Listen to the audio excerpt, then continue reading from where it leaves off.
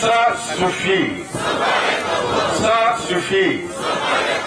Ça suffit. Merci beaucoup. Il y a bon nombre d'entre vous qui sont habitués à ma façon de m'adresser à vous.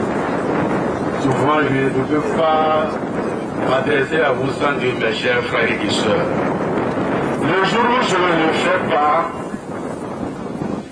si je ne le fais pas un samedi, peut-être c'est par oubli. Ou bien, j'ai voulu un peu changer. Sinon, je ne peux pas m'empêcher de m'adresser à vous en ces termes. Mes chers frères et sœurs,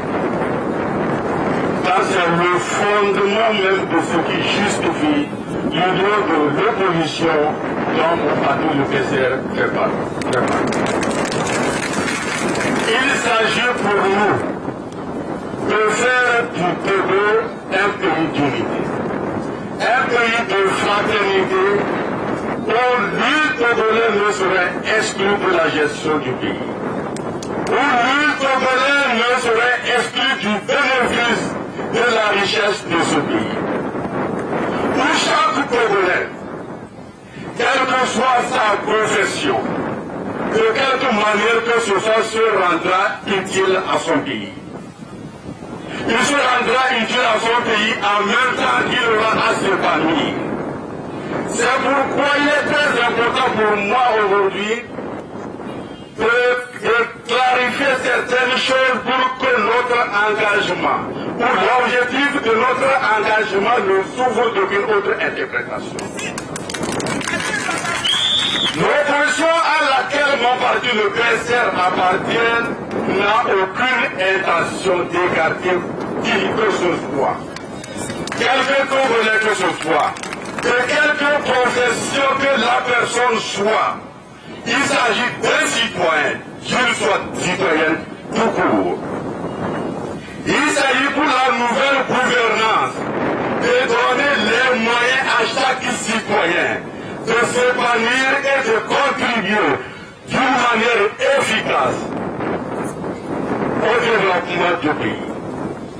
Donc personne ne sera écarté comme nous sommes en train d'entendre certaines interprétations qui sont en train de refuser et qui sont en train d'attribuer à l'opposition à laquelle nous nous appartenons certaines intentions qui ne sont pas les siennes.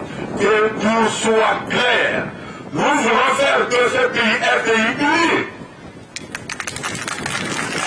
Du nord au sud, de l'est à l'ouest, que chaque Togolais se sente à l'aise dans son propre pays.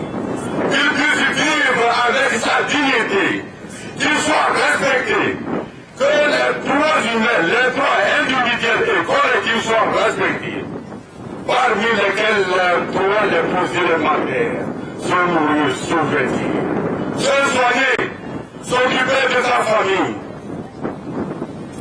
et le reste qui viendra. Donc, il était très important que nous fassions cette mise au point.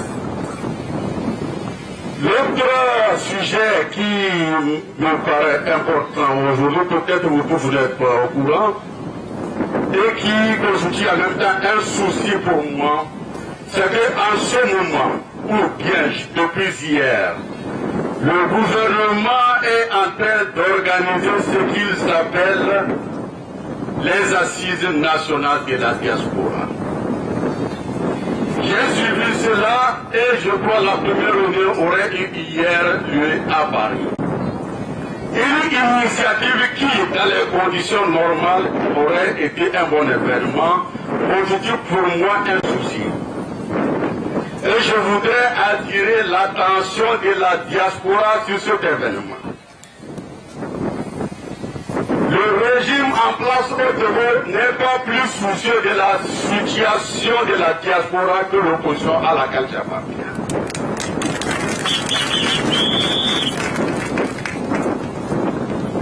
Nous sommes ceux qui ont toujours lutté, depuis abord, et ce qui constitue pour nous la base de leur participation au développement de leur pays.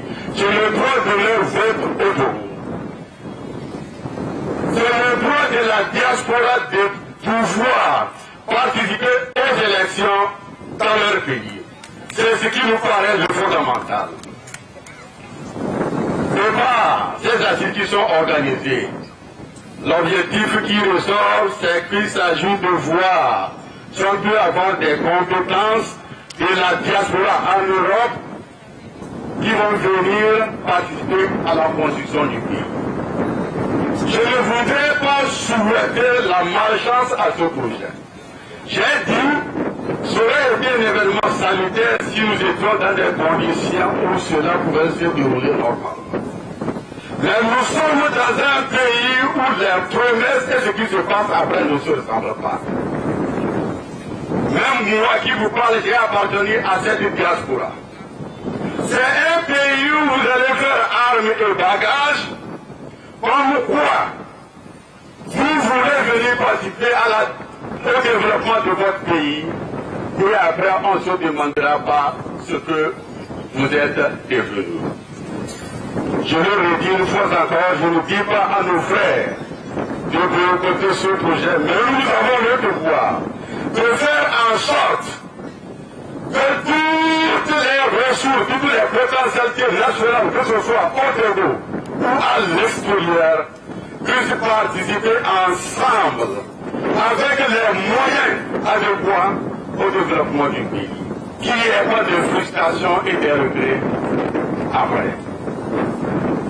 Donc, je voudrais une fois encore attirer notre attention. Nous avons nos frères et nos sœurs qui sont dans cette diaspora. Ils sont allés pour de différentes raisons. Mais qui peuvent se résumer du fait que c'est parce que chez eux ça ne va pas. Certains ont pu s'épanouir là-bas grâce à des conditions dont ils ont bénéficié et qui ne restent pas dans leur pays.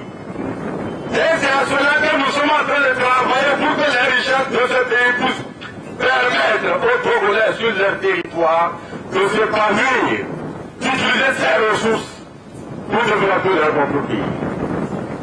Nous sommes en train de nous battre que les richesses de ces pays ne servent qu'à l'épanouissement des citoyens. Que ces ressources finissent d'être emmagasinées pour qu'à la veille des élections, on puisse aller à doubler les populations pour le vote. Donc, à la diaspora, je prie sérieusement de prendre en compte notre analyse de cette situation, de cet événement, de cette initiative, et de lutter principalement pour les droits de l'homme, l'enracinement de la démocratie, le respect des droits de l'homme, une bonne justice au Togo, afin que leurs efforts puissent être un jour fructueux s'ils décidaient d'eux-mêmes de revenir. Moi, je n'ai pas de doute. Je n'ai pas de doute que comme nous ici, leur aspiration, c'est l'aspiration au changement. C'est l'aspiration autant des Togolais à l'époque de la diaspora, à la démocratie, au respect des libertés. Et après, le reste viendra. Donc je suis sûr qu'ils iront dans ce sens. Qu'ils poseront les bases d'un véritable retour futur dans leur intérêt individuel et dans l'intérêt des Togolais pour qu'un jour ils puissent revenir positivement dans leur propre pays.